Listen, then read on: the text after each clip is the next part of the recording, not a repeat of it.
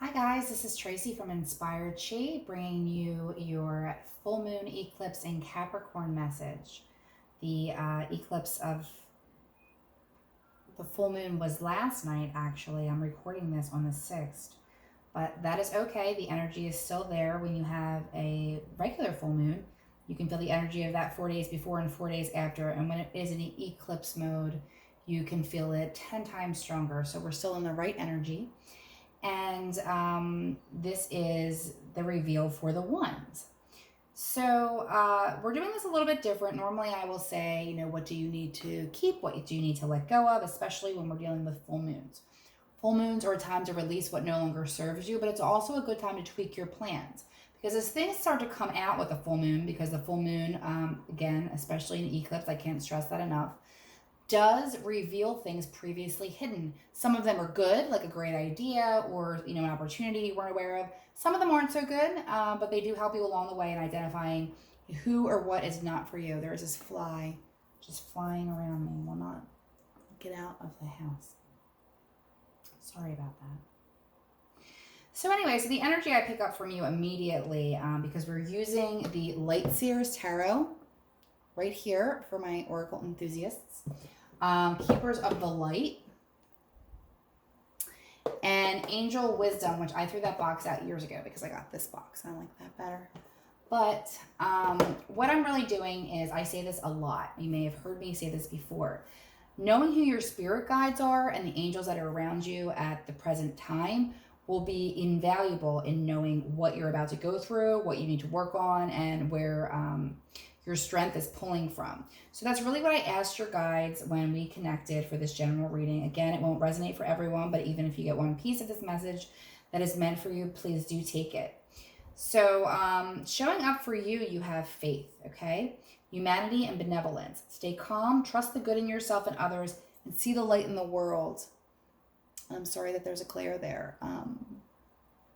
But this is going to have a lot to do with the other information that I'm about to give you, because I feel like there's a lot of doubts going on with the ones.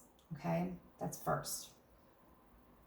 The guide that jumped up for you, as far as Archangel Zadkiel, which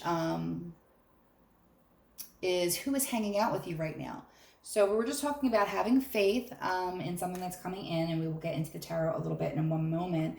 But he speaks to having compassion and forgiveness, not just for others, but for yourself, and for a need for a deep healing to take place. So if this is the Archangel that's hanging out with you, you need to kind of look at what's been happening around in your life. He usually comes up sometimes when you're suffering through grief. It could be present grief or something from the past that needs to be healed so that it can be brought into I don't want to say a better lesson, because sometimes in that grief situation it's not meant for a lesson, but it can definitely season you in the ways of the world. And speaking of the world, this is one of the major arcana tarot cards you have, actually the only one you have, the world. So you're definitely coming to the end of a really major cycle in your life at this time. And I don't just mean like a chapter. When the world comes up, it is a full journey that you're stopping at the world. You've attained what you wanted to attain, and you're looking around, figuring out what next, because there's always a what next, and you're closing out this cycle. And you're going to definitely need to have faith that what is meant for you is coming your way. You do have that, but what you're holding is very heavy. And I feel that very much in your throat chakra, as this is saying here, speaking from the heart. So a lot of times this could just be a deep conversation away from some healing, or that trigger to begin healing here.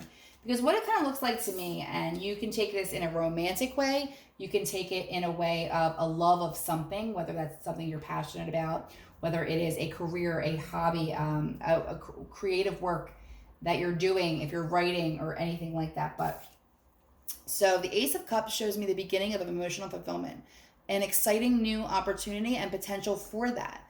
So that's what's coming up for you, and that's what came up first. But what then said was the Four of Pentacles, and the Four of Pentacles say, hey, look, I just got myself stable. I'm not about to take any risks. No. That was fun. That was exciting. I kind of want to explore, but I'm not even going to look at that opportunity because I'm holding on to the past. I'm holding on to an old belief system. I'm holding on to some type of pain that needs to be brought out and handled, because ending that, like I said, you do have the World card. It is timely for you to close out a major cycle in your life so you can begin again.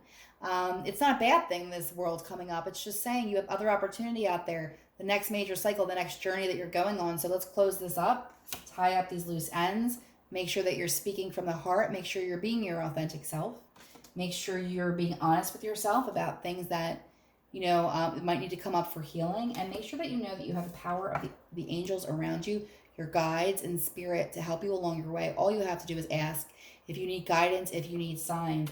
What you are actually drawn to on top of the deck here, this tiny little feather guy, is new to my collection. It just happened this week, because one of my guides that has been jumping up is Archangel Jophiel.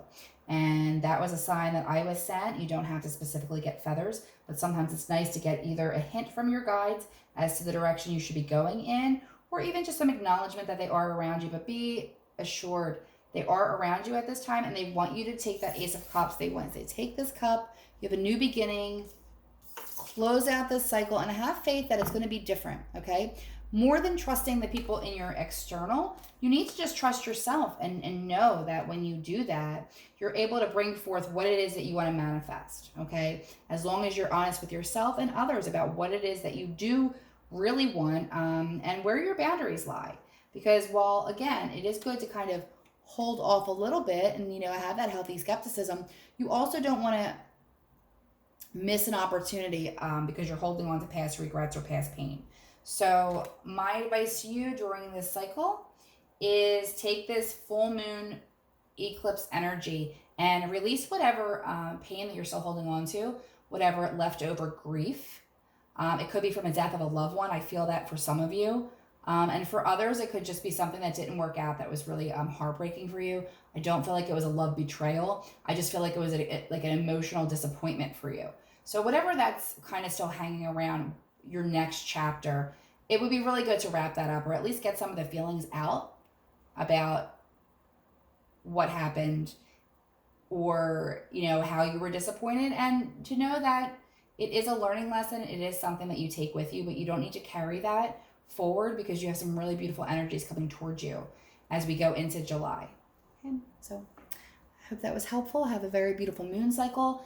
And I will put at the bottom of this video, AJ wrote this beautiful blog article about the Akashic records and past lives and how the patterns show up in your life. So if this resonated for you and you want to go a little bit further, again, the link will be down below. I would definitely check that out. It is a good read.